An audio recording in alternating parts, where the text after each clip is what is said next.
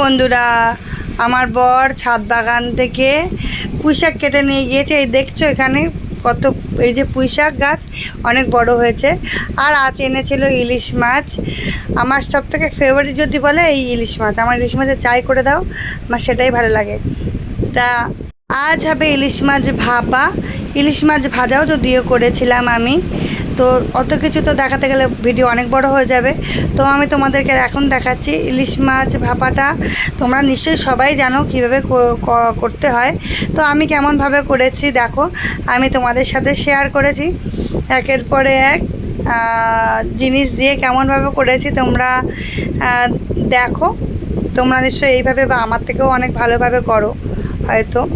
তো এইগুলো সমস্ত কিছু দিয়ে আমি ভালো করে ইলিশ মাছটা মাখিয়ে নিয়ে একটা একটা করে টিফিন কৌটোয় তুলে দিলাম। দেওয়ার পরে এবার টিফিন কৌটোটা আটকিয়ে দেব।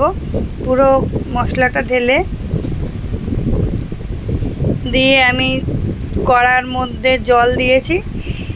জল দিয়ে টিফিন কৌটোটা বসিয়ে ওটা ঢেকে দিয়েছি। ওদিকে গ্যাস জ্বলছে আর এইদিকে দেখো ফুটছে।